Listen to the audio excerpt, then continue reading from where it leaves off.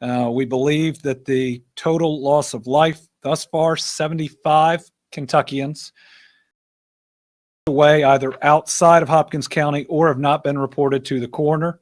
We do believe that that 17 number is right. However, I pray that it is wrong. So there is at least a discrepancy of 3 there. We also lost an individual to a heart attack in Warren County, my understanding, that was working on debris removal. That's somebody lost to this disaster. So that is where we have our number at the moment, 75. The missing appears to be down to 16, and that is good news. That is primarily from Hopkins County, 15. But again, remember, we only know if someone is missing if they have been reported. On those injured, 138 Kentuckians went to the emergency room shortly during or after the tornado. We do not have numbers right now on how many remain and or their condition. Yesterday, we had a visit from the President of the United States. You know, we here in Kentucky have felt the love and support of the entire country and of the entire world. You know, walking through it yesterday and actually being able to get further back in Dawson Springs, the devastation is still, I don't know if the right word is profound, traumatic, painful, especially for me, from a town that was your safe place growing up. Here is Mayfield. But we have, despite all that pain, felt the love. President of the United States, Secretary of Homeland Security, the administrator for FEMA, all personally reached out, the vice president and so many others, and they committed. And then we not only saw it growing up, here is Mayfield, but we have, despite all that pain, felt the love. President of the United States, Secretary of Homeland Security, the administrator for FEMA, all personally reached out, the vice president and so many others, and they committed. And then we not only saw it in the fastest emergency declaration that I'm aware of ever in the history of the United States and the fastest major declaration ever, the President of the United States, who's got a lot on his plate, came down to see us, to look at us in the eye and to tell us that not only was he going to be here for the years to come, which is exactly what I needed and we needed to hear, but that he cared about us. The people of both Mayfield and Dawson Springs, I could tell, saw that. People that know my dad well, who were there right in the line of the tornado, getting to talk one-on-one to the president. We appreciate him being here. It showed a level of dedication, and he showed a level of care for us. And I want to make sure that this visit is only viewed the way it should, as support that we are grateful for. And while he was here, he even made some more news. Stepped up doing yet another thing that you almost never see, but it's going to help us even more. On Tuesday evening, I submitted a request to the president for the federal government to cover 100% of the costs of some of the specific costs of recovery from the tornadoes for our first 30 days of digging out. I did this hoping, but knowing even the 75-25 share, which is what it normally is, with the federal government paying 75% and the state and the county really splitting the 25%, the county pays a little bit more, but knowing that's hundreds upon hundreds of millions of dollars. And so we asked for what would almost be the unthinkable. Can you, the federal government, just pay for all of certain costs to help us. On Wednesday, the president told me personally, the answer was yes. He actually said when the request came in, he didn't know if he had the legal authority to do it. And turns out he did. And he said yes to me in person in the Princeton airport. The 100% cost share will cover assistance for debris removal, emergency protective measures, and direct federal assistance. That is going to be a huge amount of money. And that's going to free up other dollars for us for the months and the years to come. It's going to give us the tools we require to help and to dig out. You know, in Mayfield, there was something therapeutic about not only having the streets been cleared, which they have been, but actually watching. And I saw this in Bremen too. The chaos, the devastation being put into a dump truck and taken out of town. That was special in Mayfield. We're not seeing as much yet in Dawson. I know it's picking up. And this is going to help cover all of that. You know, I look forward in the weeks to come when, while we won't have rebuilt, that people can walk down their streets without rubble on the sidewalk, where they can get a better picture of what things can look like as we move forward.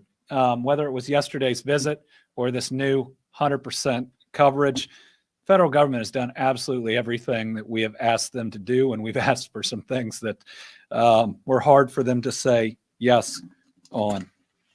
Got a number of other updates. Just a few more pieces that Director Dossett will cover on the 100%. Eligible applicants are not only state government, but local government as well. It's funded through the Public Assistance Grant Program. After 30 days, the cost share reverts to the 75-25. I can guarantee you we're going to be asking for something different there when we reach it. In other great news, FEMA is on the ground. I think between what they have helping us in Frankfurt and on the ground there, over 700 people. I think it's one of the biggest, most robust responses that we have seen. And they are walking house to house, though the houses aren't standing, and already processing claims online, and I'll go how to do it, or with people walking around.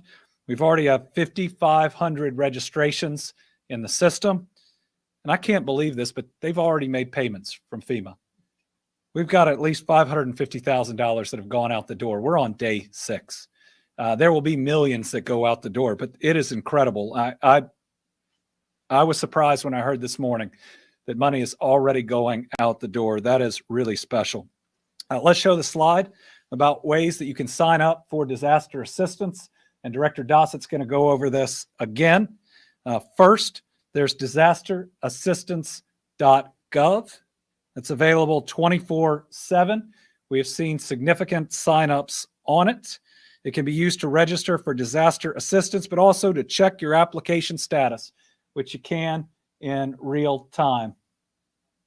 Okay, there is a slide that goes through the 3 different ways to do it. One is the, hold on just a second. Well, we'll go over the second part. If you can't get online, you can call these numbers, 1-800-621-3362 or 1-800-621-FEMA. It's available 7 a.m. to 1 a.m. Monday through Sunday. Live agents are available to help you begin your claim. They will help you over the phone. And then there is the FEMA mobile app that you can download. It's available 24/7. You can get it through both the Apple App Store and Google Play. It can be used to register for disaster assistance, check application status, and you can even upload different documents that you would need. Additionally, FEMA has registration intake centers open. So you can go online, disasterassistance.gov. You can call these phone numbers. You can also download the app. You can talk to a person walking through the neighborhood. They all have iPads. They're taking the pictures that you would otherwise have to take if they're there, or you can go to any of these locations. In Hopkins County, the FEMA Mobile Registration Intake Center is at 960 Industrial Park Road. That's in Dawson Springs. It's 8 a.m. to 5 p.m., and that's because there's a curfew there. This is when people can come in and help people. In Graves County, it is at 1102 Paris Road in Mayfield. Again, 8 a.m. to 5 p.m. Muhlenberg County, I think we're going to be able to handle through the canvassing. It's a small town hit really hard. I'd say I was really impressed by the mayor, by Curtis, our county judge, who I've known forever, former sheriff, their fire department, and everybody else. I mean, they've got so many people out there helping other people. It was really special to see. And in Warren County, it is at 2565 Russellville Road in Bowling Green, 8 a.m. to 5 p.m. On social media, we will get a listing of those locations up. All right, as an update on our state parks, we have opened them up to take our people in. And as we walked around, as Brittany, who's over here, I keep looking over, walked around both. Question we'd always ask people is, where are you staying?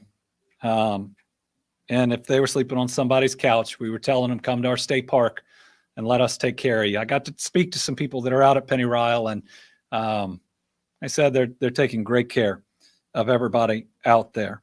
So we announced that our state parks would provide a minimum stay of 2 weeks for anybody displaced by these tornadoes. And by 2 weeks, I was trying to make sure that everybody knew they didn't need to worry about tomorrow. Today, we're extending that minimum to 4 weeks. In the very least, we'll house you a month. And listen, if there's somebody who has a reservation, whose house has power and they're warm, if we have to, we'll cancel their reservation. For those of you that don't have that warm home to go home to right now. Right now, we are housing 610 displaced Kentuckians and 176 first responders. We do have room for some more. We have 9 rooms available in Kentucky Dam Village. They've got 89 displaced Kentuckians and 155 first responders. Ken Lake, we have 12 rooms available. We got 146 displaced Kentuckians and 8 first responders there. At Lake Barkley, we have 1 room available. That's got 212 displaced Kentuckians, 13 first responders. This is where we moved an entire shelter there. I think when Secretary Berry first contacted the minister, he thought it must be a scam because we were going to take in that many families and provide them stable housing. Pretty special, and I want to thank that congregation for helping those people. At Barren River Lake, we have 40 rooms available. They're helping 21 displaced Kentuckians. At John James Audubon, 4 rooms available, helping 9 displaced Kentuckians. Hey, at Penny Ryle, we have 1 room available, which must have opened up, meaning somebody's got kin that have taken them in. We have 129 displaced Kentuckians. We got a lot going on out there, which is pretty special. At Penny Ryle, the police department for the city of Morganfield coordinated a gifts and a Santa visit. I think they're going to see Santa more than a few times at our state parks. And a special thanks to T-Mobile for donating cell phones with 30 days of unlimited talk, text, and internet. Sinking Fork Church also provided lunches for families out there. And then at Rough River Dam State Resort Park, we got 44 rooms available. We're currently housing 4 displaced Kentuckians. I think that we got a lot of volunteers too that are out there. These aren't just our state employees taking care of folks. We got as many folks as we have asked for that have come and helped out. A little bit on some other pieces. On the transportation cabinet side, we believe most all roads in every displaced area are now cleared enough to get through. Just from Graves County alone, the transportation cabinet has taken 1,300 loads out of Mayfield. There's more than 600 transportation employees working hard on this every day. Division of Forestry still out there with 29 employees doing the sawing work and 2 bulldozers helping out. Our National Guard presence, now over 600 deployed. I think it's about 530, 531 in the impacted counties. Our mission is changing. It's now primarily augmenting law enforcement, preventing looting. And if you are somebody out there that would even consider looting someone's home that's lost everything, shame on you. We will find you. We will arrest you. That is absolutely despicable. They're also doing wellness checks and helping with traffic control. Over 1,200 state employees and Guard combined in these areas. KSP on the ground in the areas, about 100. And they are verifying and accounting for people who are missing. Thus far, they've verified and accounted for 90% of the employees from the MCP candle factory. And right now, the information that the company has given us is correct. That would suggest just 8 lost in that factory, which is a miracle, is an absolute miracle in this disaster. I will tell you, I was almost certain that the number would be 70, but thank God others either left or escaped. It was feared much, much worse. Absolute miracle. KSP continues to conduct welfare checks on behalf of family members and loved ones. KSP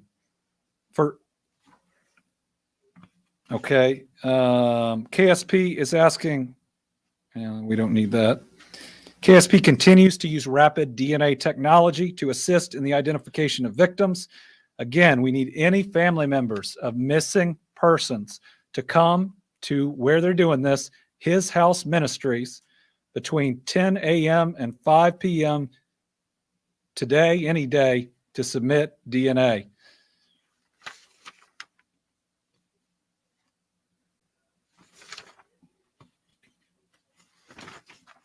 Okay. A couple other things on helping people with services. I signed an executive order waiving fees for disaster victims needing to replace lost operator licenses, permits, and state ID cards. That means there will be no fees as we are able to replace those. Transportation Cabinet will be setting up temporary credential issuance station. This is going and getting your permits and your licenses in Mayfield at 355 Charles Drive. So you need that driver's license replaced, your real ID replaced, 355 Charles Drive. 2 pop-up driver's licensing units will be ready by 8 a.m. Monday, December 20th, and will operate each business day through the first week of January. Also, we will have a temporary driver's licensing station in Dawson Springs when the location is identified. No transportations hauling food and water from FEMA to impacted areas. Again, all state routes are passable. 70% of county and city routes in and around Mayfield are now passable. So a very good job there. We have a lot of different power numbers. I'm going to let Michael Dossett give his in a minute.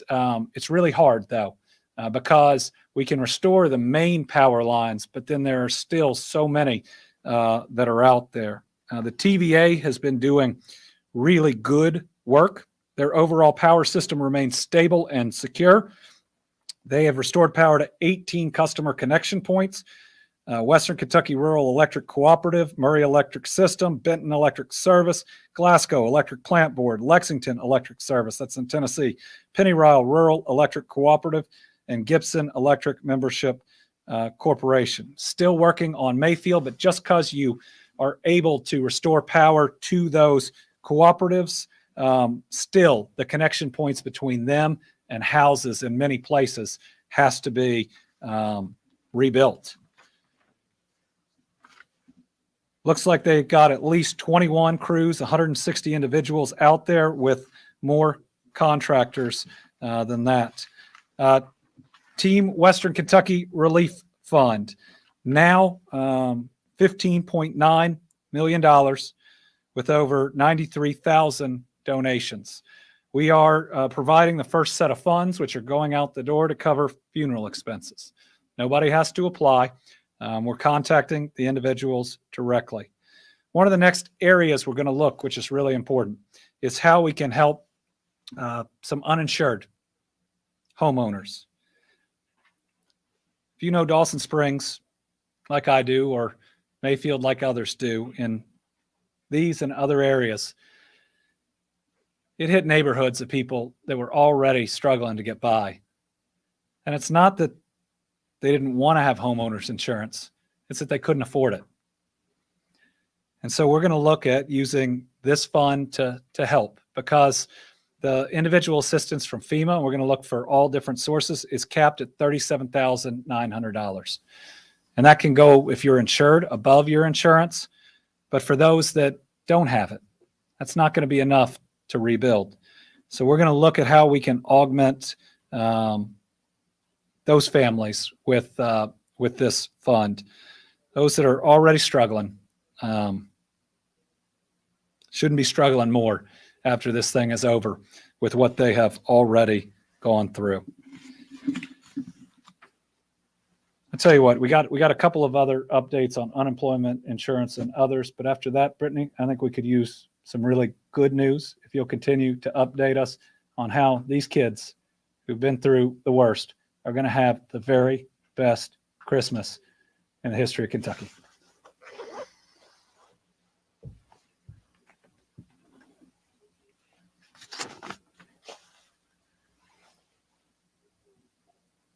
Good afternoon. As First Lady, I was left speechless at the heartbreaking images of entire communities left grieving after this natural disaster. But as a mother, my heart ached, especially for those youngest Kentuckians among us, for whom the holidays are a particularly magical time of the year. So on Monday this week, I announced we're teaming up with our number one partner, Santa Claus, who's going to help us launch the Western Kentucky Toy Drive. It's an effort to collect new unwrapped toys, books, games, electronics, and $25 Visa or MasterCard gift cards for the children of Western Kentucky. This morning, I visited Broadbent Arena in Louisville, which is our largest donation hub. I was overwhelmed and left speechless. It's incredible the way that people have responded to this call. I was delighted to be able to help load some of the boxes with toys that had been donated. There were volunteers there who, there was one elderly woman who had gone yesterday to drop off toys, and she's still there. She is still helping to unload and sort toys. Just while we were there, I think 3 trucks full of Amazon deliveries showed up, as well as a semi. I'm speechless. These children and their families just deserve it, and it's so heartwarming.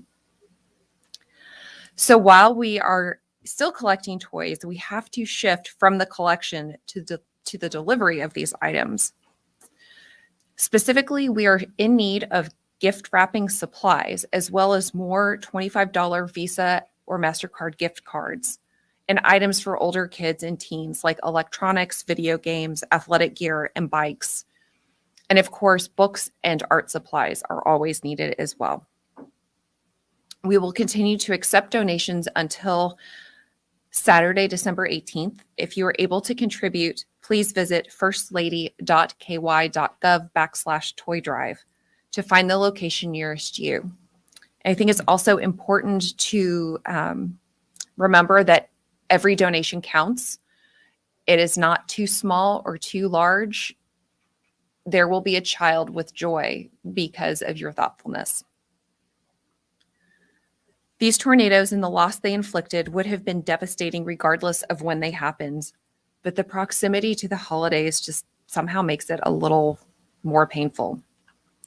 To everyone who has contributed so far, to the staff and the volunteers who have made this effort possible, thank you.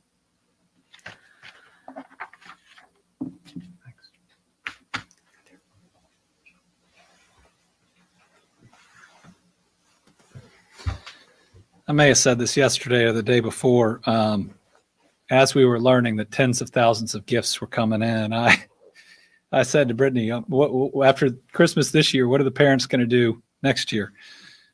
And she said to me, these kids didn't just lose their Christmas toys, Andy. They lost all their toys. So let's shower them in gifts. All right, let's turn to Director Dossett's update. And then I've got some things specifically for Kentuckians in the area, including some assistance with unemployment since their places of business will be down. But as he's coming up, I've been asked by businesses all over the country how they can help. And they have helped in so many different ways, from supplies to unprecedented amount of dollars. But let me just say this. We're going to lose a lot of businesses in the area, and there's going to be a rebuilding process. The number one thing any company out there can do is commit to putting up a new facility, a new office in Mayfield, in Dawson, in Muhlenberg County. These are areas that we hope the jobs will come back. But you want to talk about providing a huge ray of hope. We can work with you in economic development, but talk about seeing a brighter future in front of you. So those looking to help out there that are already planning to put some new facility somewhere, really think about the impact that it'll have on this community, knowing what might be out there and available to them as they get their home back up, as they get their kids back in school. They want to know that there's a good job that they can head to too. Director Dossett.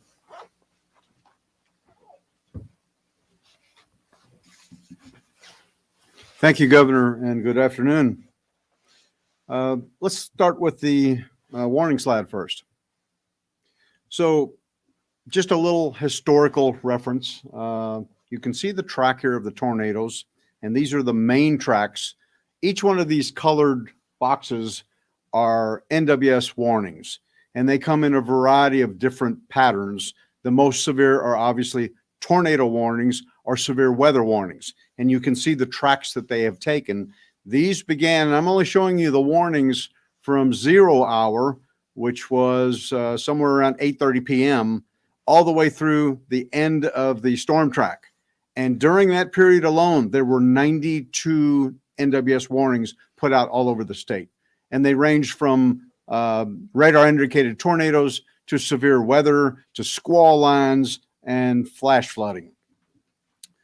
So this is the impact area and how wide this was. The next slide indicates some of the tracks, and it only indicates two of the main tracks. The National Weather Service is still looking at the impact. They just upgraded the main storms, 3 of the main storms. The main track was now found to be an EF4 at 190 miles an hour. That is a remarkably powerful storm.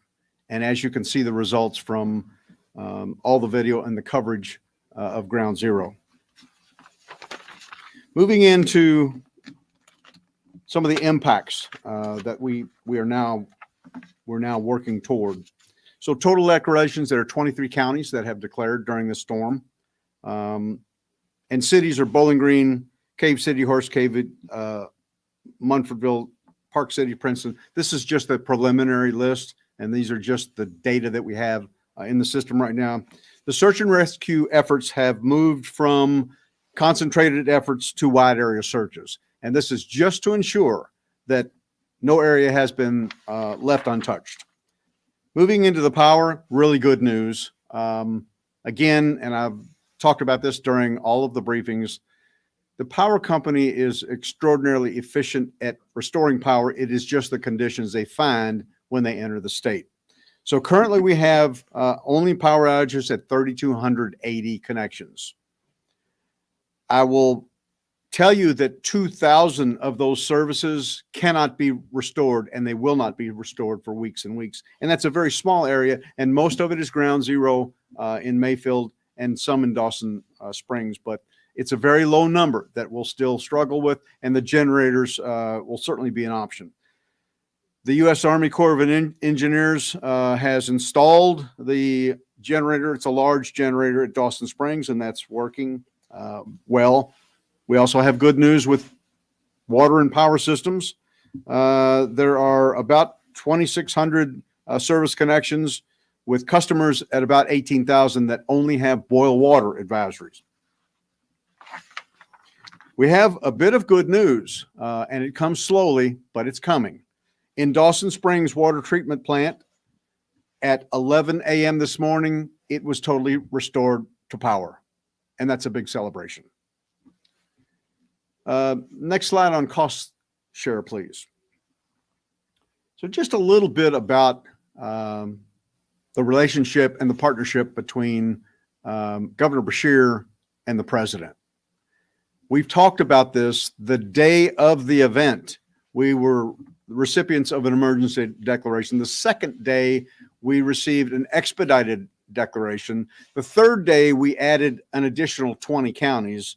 And as we moved through the president's visit, the paperwork was signed at the state level and sent up through the FEMA level, but had not reached the president yet. And he verbally declared, after he sought permission from Administrator Criswell, the bottom line is this is unprecedented response.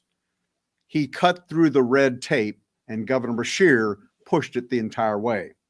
The 100% cost share is an unusual declaration. It is not uncommon in hurricane events and some tornado events. It lasts for 30 days. It is an immediate opportunity to get reimbursement for 30 days. And it involves one of the largest expenses and one of the largest reimbursement opportunities for this entire disaster, and that's debris removal, along with emergency medical, emergency protective measures. So FEMA's on the ground in our hardest hit counties. They currently have 400 personnel on the ground across the Commonwealth in all of the counties that have been hit. And they're expanding that footprint. There'll probably be, by early next week, there'll be 700 folks of all federal teams. FEMA's not the only team on the ground. And just to name a few of those, it is the USDA, the Environmental Protection Agency, the Department of Defense, including the Army Corps of Engineers, the Department of Energy, and the Federal Law Enforcement Bureau.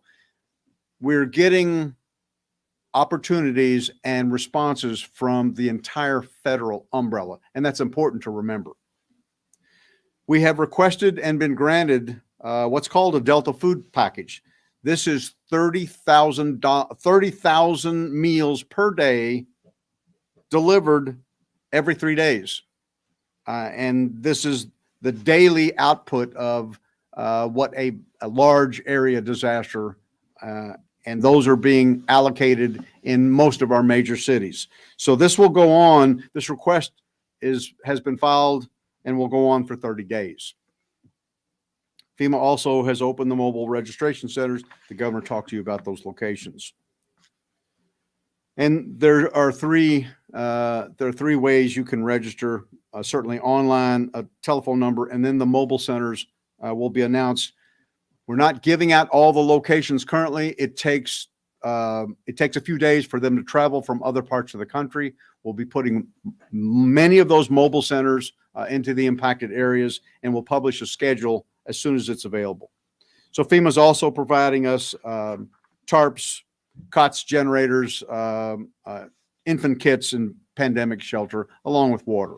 Basically, what happens during this process is FEMA ships from Atlanta or one of their large warehouse areas down to Campbell or Wendell Ford. We then take possession of the commodity, and then we move it to a county staging area, and they distribute it in pods. It is a very succinct process. It works in every disaster. So that is currently underway. We have 10 shelters now open. They have about 500 of our citizens in there. The Red Cross has provided more than 40 products to hospitals in the impact areas. The Rubicon slide, please. So this is a success effort, and this is the roofing slide. Team Rubicon responds to disasters all over the nation. They respond to state requests and have done so a number of times, but this is an unusual request for them because Jeff Byard is their COO. We're good friends from the time that Jeff was in leadership in FEMA. He's taken over this position. He actually goes on site. The long and the short of it is they have tarping crews in our major areas right now. They're in Dawson, they're in Mayfield, and they're in Bowling Green. So this is just a photo of one of their crews. They do two types of tarping. One is emergency roof tarping, where you'll see them cover the roof as they're doing now. And the other is salvage tarping, rain's coming. And what they do is they essentially help the homeowner gather all their belongings, and then they tarp all the belongings, because many of these residences that were on the curtilage of the main impact area where the entire home is destroyed, those that are on the edge have varying different levels of damage. And that includes open rafters that some of them can't take tarps. So they'll go in and protect all the belongings for temporary periods, and they tarp it all and then wrap it. Doing a great job. So Team Rubicon will be moving to other counties as we move on. We also have heavy equipment teams out there, along with cut and toss teams that clear debris. So I'll talk a little bit about EMAC support. EMAC is the Emergency Management Assistance Compact. Every state is a member. We have requested EMAC teams from a number of our state partners. This is a routine operation. Quite frankly, in the past, in most of the years that I've been here, we are the state that is sending teams outbound to other states in need in our region or on both coasts. In this opportunity, obviously, we have a need.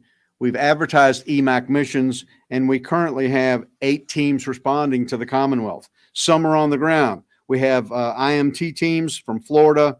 We also have a volunteer assistance liaison, and that's for donations that will be doing the state overview for donations and commodities. We have teams coming from South Carolina that will do EMAC management from us, and additional teams for donation support. The National Guard is on the ground, obviously, and they're doing debris removal, law enforcement augmentation, and traffic control and security across our impact counties. So I'd like to finish up with the last slide. There is always some additional problematic news during disasters. This one involves weather that's inbound. So we're looking at a weather event over Western Kentucky, and it includes the Mayfield area. They're experiencing moderate and light showers right now to 6 p.m. Heavy rain begins at 2 a.m. Friday morning, and it goes all the way through 10 a.m. And you can see the outputs there. The initial part of it is up to a half of an inch, and through Sunday morning, all the way through the 3-day period, is up to 2 inches. That's not what we want, but there's a lot of tarping operations going on. And that concludes my update for today. Thank you, Governor.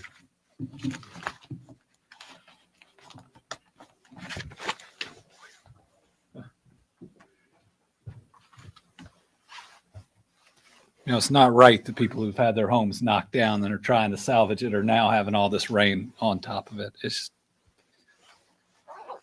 not right. All right. Other ways that we're looking to help people. Disaster unemployment assistance application we have sent to the U.S. Department of Labor. It is pending approval. Field locations for UI services, because people aren't going to have a place to go to work in many instances for a while, are being established at Mayfield. That's at the Walmart location. So the Mayfield Walmart, the McCracken County Library, the Trigg County Library, the Butler County Library, the Hardin County Library. In Bowling Green, we're directly in the GM plant. 4 staff started working there on December the 15th, and we're looking at further coordinated locations with FEMA for better services and deliveries. The teams established are ready to go, pending final approvals from the federal government, and we're hoping to streamline the ID verification process to facilitate claims and get payments. I'm going to be working on getting a waiver for the waiting week because they'd have to wait a week. Wouldn't get paid from anywhere if their employer has had to lay them off, as well as work search requirements for at least a portion of the coming weeks or months because we want them to rebuild in that area. We don't want them to leave Mayfield or Dawson or Bremen. And so, these are steps that we need to take. They'll likely have to be done by executive order in the short term. Okay. Kentucky Occupational and Health Compliance staff is in Mayfield to address worker safety and health issues. Wage and hour compliance staff are going to be working with US DOL for anything that arises. Department of Workers Claims has identified and spoken with 2 insurers that'll be involved with the workers' compensation claims related to the candle factory. Both are accepting claims and thus far are responsive to those claims. Total insurance claims reported as of 10 a.m. today, 9,145. And it's hard to estimate how many folks are also uninsured. And remember, we have both homeowners and renters that would be potentially insured or uninsured for the value of their home and their belongings, or what is in their apartment or rental unit. There is the same amount of assistance generally for renters as there is for homeowners from FEMA. And in fact, there are situations where you may qualify for both, depending on what your timeline looks like on rebuilding. But Department of Insurance response teams are being set up in Graves, Hopkins, Warren, and Muhlenberg. We will update once that comes online. They're going to make sure that these insurance companies are treating people fairly. Let's see. I believe that may be, oh, no, we got a couple of other, again, things we're trying to do to help people. So this week, we were also able, following the federal disaster declaration, to get the IRS to extend the 2021 tax filing and other deadlines from April 15th to May 16th. And our Kentucky Department of Revenue will honor this special tax relief for individuals and households affected by the severe storms, tornadoes, and flooding who reside or have a business in Caldwell, Fulton, Graves, Hopkins, Marshall, Muhlenberg, Taylor, and Warren. That'll allow affected taxpayers until May 16th to file their income taxes and submit payments for individual income tax, corporate income tax, their withholding, or the limited liability entity tax. Means certain deadlines, quarterly payments, as well as the one for 2021 income tax returns will be postponed for the affected taxpayers. Again, I mean, at a time like this, you can't expect people to have the documentation needed, and so we're extending those deadlines. The President's federal disaster declaration also makes Kentuckians in those 8 counties eligible for a refund of Kentucky sales and use tax paid on the purchase of building materials permanently installed in the repair or replacement of structure damages in the 8 counties covered by the disaster declaration. So as you're rebuilding, if you are directly paying for building supplies, make sure you document those. You could get up to $6,000 in relief from sales tax per building. We'll put this out by a separate press release. We're increasing, and this is within the state, to qualified residential treatment care programs that serve children that have been struggling during COVID. These are places like Maryhurst and others. We have found a way to increase the funds that are provided to them to help them as they are making it through this pandemic. Some were struggling so much they were looking at shutting down. We'll have the direct information in the release. We are hurting, and we're still hurting. And it continues to be very painful. But we are not broken. We are not broken, even when it feels like it. We will clear this chaos and death from our towns, and we will rebuild our structures and our lives. And just like every person I talked to yesterday, the day before that, including on Saturday, I'm not going anywhere, and this state is not going anywhere. We got a great commitment from the federal government that they're going to be with us too. Every step, every week, every month, and every year that it takes, we will get each one of these communities rebuilt. This is very personal to me, and we're going to make sure that it happens. All right, with that, we'll open it up to questions. I think we have 4 journalists here and a bunch on the line. So let's start with Tom. Thank you, Governor. 2 things that just came to mind is the state going to be developing a website to link all this information. You gave a lot of things on a lot of different topics today. So we'll be doing that. We should. It's a great suggestion. We're building this airplane while we're flying it, but we should centralize all this information, what's available to an individual that's been through the horrific, and then we need to get it out in paper too to some of the facilities out there to help them as we move forward as much as we can on some of this stuff. I hope we can set up in one location. It's just there's not one big location left in most of these places, and there's so many people helping. I mean, we got 1,200 garden state employees, and you look at 10,000 people typically in Mayfield, and 3,700 in Dawson, and 370 in Bremen, and then put all the FEMA people on top and all the rest. We have about as many people helping as we do that live in these places, and God bless them. My main question was, I see you issued an executive order on livestock disposal. Yeah. Can you describe the? Yeah, so there is a statute or regulation about the amount of time that you have to do away with, clean up, destroy dead livestock. It's primarily dealing with disease, and we think it probably only applies to that. But there was concern that it could apply in this situation as well, and there are so many dead livestock that we know it's going to take more time. We are listening directly to our farmers. We know that there's going to be some long-term needs too. This is a farming community. You know, where do they get their feed from? Who do they typically sell to? What have the losses been there? So one of the early calls I made was that we needed USDA on the ground, and the federal government sped up how quickly that happened. Still working through all the rest of the needs, working directly with judges and their folks. We're going to find a solution to every concern. Carolina? The number of people missing has dramatically gone down, which is great.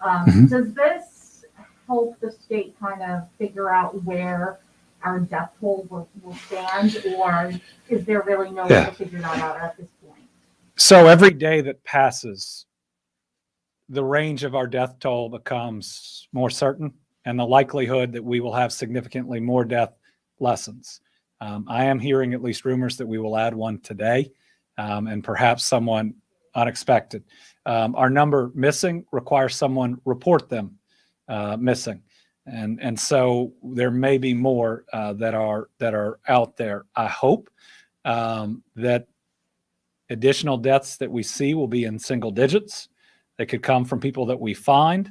They could also come from people who are currently hospitalized, though every day that passes that the number doesn't go up or go up significantly is a good day, all considered. Certainly as we get now some pretty close to certainty on the candle factory, that means our toll is first much less than I thought it would be. I thought we were going to lose about as many people in that factory as we have overall.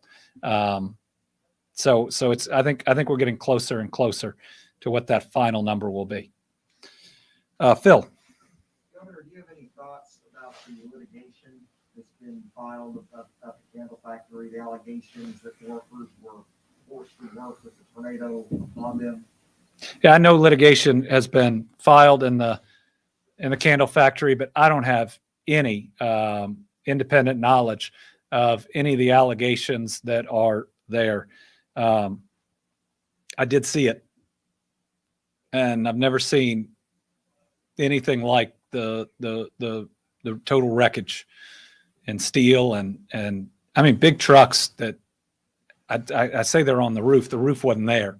By the time I got there, and this is just an hour after daylight, there must have been 8, 10, 12. It's hard when you're trying to take it in. Backhoes and heavy equipment trying to pull things off of it. I mean, it's a miracle we only lost 8. I don't know what happened in there that night. I do know it was hit directly by one of the most powerful tornadoes I think we'll ever see on record.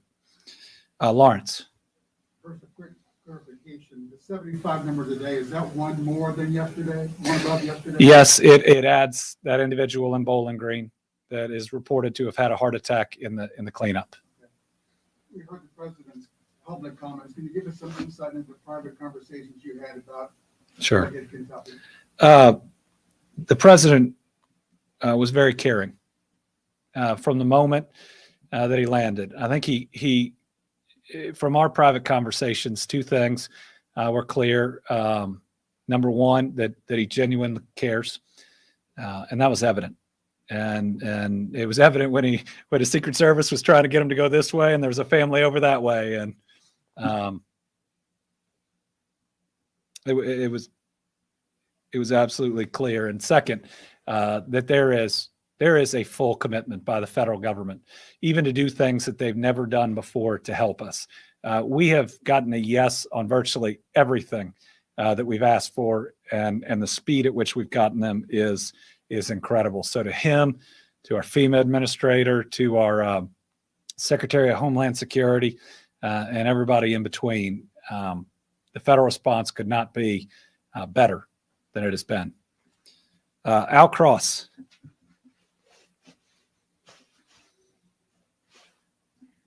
Thank you, Governor. It was quite an eventful day yesterday. And aside from getting 100% federal funding for 30 days, what other surprises did you have yesterday? Yesterday?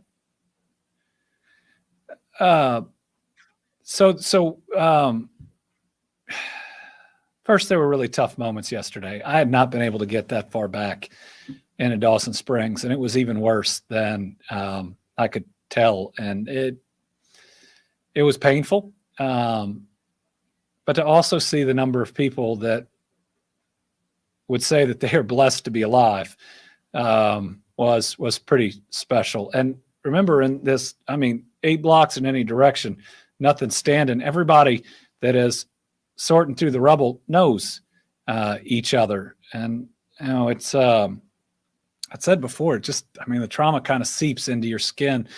But I will say that having the president there and especially in Mayfield created an energy. And you know what? I was just happy for one day, because it had been, 5 or 6 days, for just one day since this happened, that there seemed to be this really positive energy. The president of the United States was there. I'm not sure I expected to feel that. And you could see it on people's faces. There's a woman who said he's in Mayfield.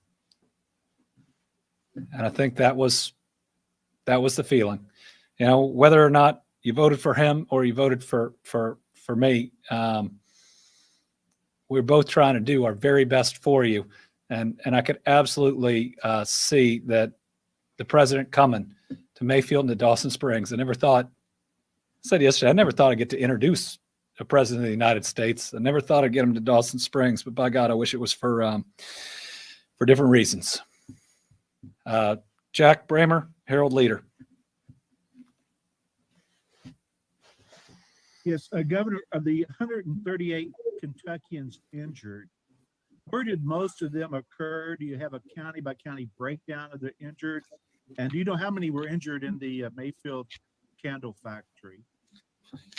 I think that the last number I had is that there were 17 people hospitalized from the Mayfield candle factory. I do not have and that was yesterday. I think I got that information. If I got it the day before, I apologize. It's all, it's been a lot the last couple of days. Generally, Hopkins County area, 21 of those. I think we had one person in Kenton and Logan. Graves County area, it's so people would be transferred. Probably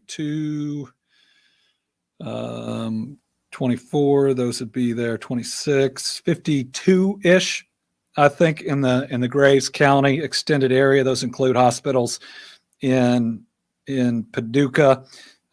Taylor Regional had at least 12 who were there, if not 13. One in Frankfurt here, one in Georgetown, 5 in Owensboro. So this made impacts in different places. Well, let me back up. 22 are down at Vanderbilt, and 6 in Union City, Tennessee. So add another 30 on to, so over 100 from Graves County, I think is what we're pretty close to, though Hopkins and Graves are close enough to where you could also be transferring some people who are hurt in Dawson down to Vanderbilt. That's the best I can do, Jack. Karen Czar. Thank you, Governor. Governor, could you talk a little bit more about unemployment? There are already people online who are worried, saying they're afraid they're going to end up in some endless loop like we saw in the pandemic. Is there anything you could say to ease their concerns? Thank you. I'm going to say that we're going to have people in person in each of these counties processing your claims in front of you. We're going to get it done. We're absolutely going to get it done. Piper Hudspeth Blackburn, Associated Press. Hello. Thank you, Governor. My question has to do with cleanup. Is Karen Czar still? Can you hear me? I don't see my. I can hear you. I can hear you. Okay, good. Yeah. So, how long is this initial stage of cleanup supposed to last? And what do you say to those Kentuckians who sort of feel like the damage is insurmountable and it might last forever? Thank you. Yeah, the cleanup is going to take time depending on the structure that we're talking about. And if you've seen it, it'll take at least weeks. If we can do it in weeks, it will be incredible. I believe that we'll be hauling debris out of some of these locations for up to a month. Director, you have any other thoughts? Okay, Director Dossett. So thank you for the question. This is going to be one of the largest pieces of the recovery. In fact, as I leave this briefing, I'm going back into a meeting with FEMA and our other federal partners to flesh out the debris removal plan. We're going to hold webinars in the next days, possibly one tomorrow. We'll announce that. Debris removal is one of the most important pieces because this is part and parcel to rebuilding, not just the city infrastructure, but for all of our homeowners. So you'll hear more about this, but again, please allow us to manage expectations. This is a long recovery, and the process to put all the programs on the road, as you can see from the governor's relationship with the president, the actual personnel are on the ground immediately, and they're all working in that direction. So we're moving very quickly. The plan will be announced very shortly. And then after the plan is announced, counties and the state and the federal government will all come together. There'll be contractors that each county can engage. We also have federal assets and state assets that are working toward that.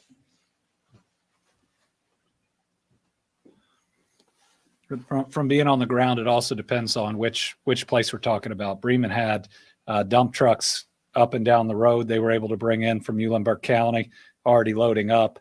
A huge death toll, given the population of the area.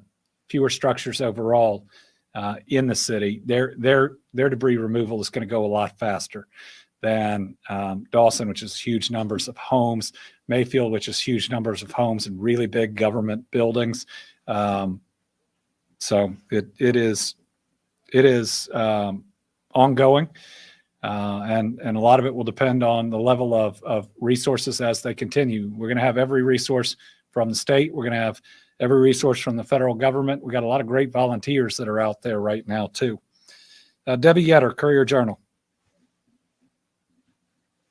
Hi, Governor. If I could ask about COVID-19 for a minute. With Omicron spreading rapidly in more than 30 states now, has it been identified in Kentucky?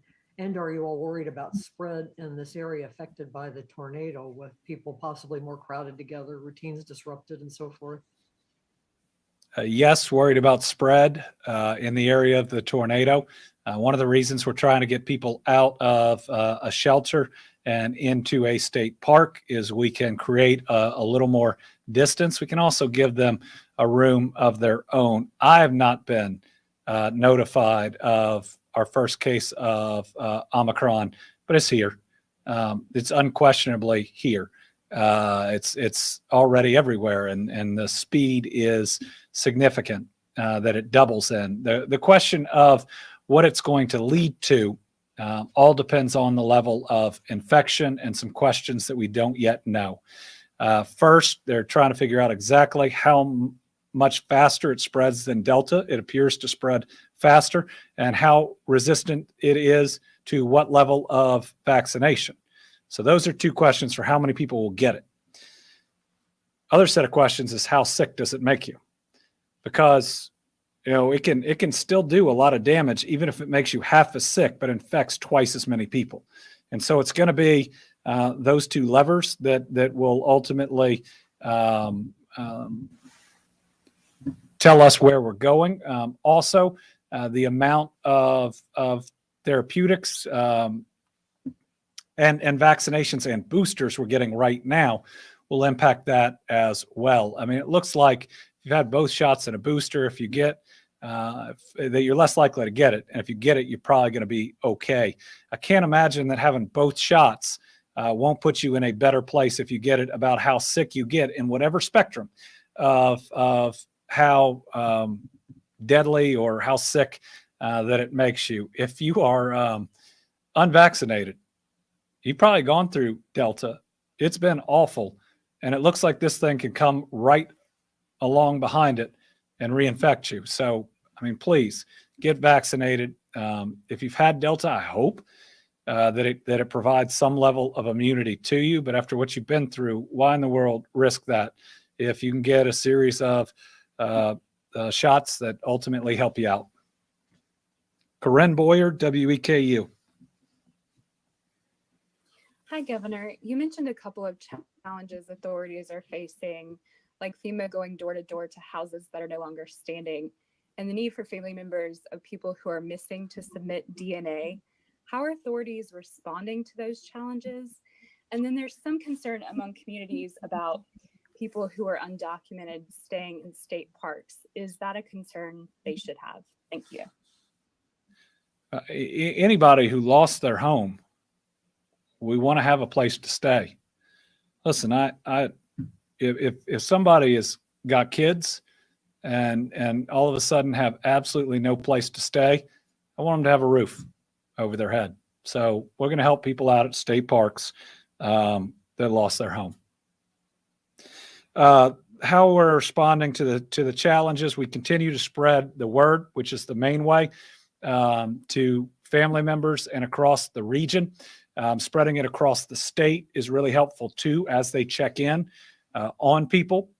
The His House Ministries not only can also take phone calls about missing individuals, as can sheriff's offices and others throughout the region. So we know there are likely some other folks out there. We want to know about as many of them as possible. Most likely, that person that you think is missing is okay, but we can connect you to them. What was the other challenge? We'll get you an additional response if you need one. Hannah Saad, the Paducah Sun. Thank you, Governor. I was just speaking with some of the residents in Mayfield, and I was wondering if there's any statewide initiative to help folks who maybe lost their cars or don't have ways to get out to resources if they live kind of far away. Is there any statewide, or are you aware of any private organizations that are providing transportation assistance? we're working on that piece. In the first several days, our goal was safety, security, planning. But yes, transportation is going to be important. If you see what this thing did to cars, they're most likely not going to be salvageable either. I do know that there are adjusters, if you are insured, that are on site, that are there. We do want to try to streamline that, though, for people. And then, we've had folks reaching out about other things that they can do to help. We're going to be trying to connect some of those resources. Certainly, we can title a new or a used vehicle for folks as they replace it at any of these facilities that we're setting up. I mean, these folks don't have a driver's license likely. Their last car title, they're going to need to turn it in. They're going to need a new one as well. So that point's well taken. And transportation. Right now, we've used school buses to get people from shelters to state parks. Last question, Grace McKenna, WHAS 11.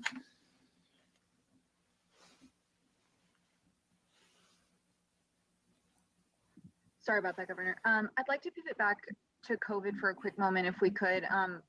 Coming up on the holiday season, I know we were all concerned about surges during the holidays last year. Could you talk about the role of the booster, in helping to prevent some of those surges, especially as we see Omicron starting to spread inevitably to Kentucky, like you mentioned? Yeah, Christmas is supposed to be a wonderful, special time where we celebrate a life. And life itself, salvation, what is good in mankind, the hope. And then we have a new year where we make resolutions to be better, where there are new chances. They are supposed to be wonderful, hopeful, life-affirming holidays. And last year they were deadly. We lost a lot of Kentuckians through the spread of COVID-19 during those holidays. This year, we don't have to. Last year, you couldn't be fully vaccinated, or it would have been very hard to be fully vaccinated by Christmas.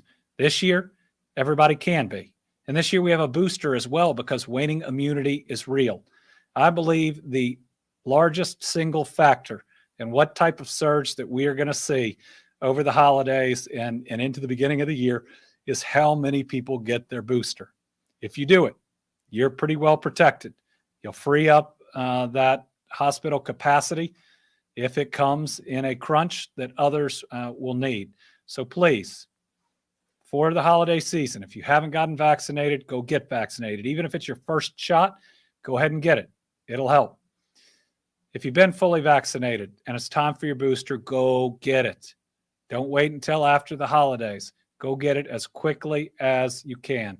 And then just think about the way you're holding your holiday gathering, if everybody is vaccinated, if everybody is boosted, and those that aren't. Really consider masks while you're inside and close together. That protects everyone, and maybe just have a slightly smaller gathering than you did last year. Listen, we can do that safely. We can wear a mask in a gathering if it's needed. We can have a slightly smaller gathering because you know what? We're pretty blessed, especially when you look at a whole bunch of people that don't have homes in Western Kentucky. So, everybody just try to protect one another. And we've seen horrific loss of life. We've seen destruction at a level nobody has ever seen. So I see the outpouring of love. Take care of each other. And we'll continue to update on services, on loss of life, and on how we are going to dig out. We're not broken. We will rebuild, and we'll get through it, and we'll get through it together. Thank y'all.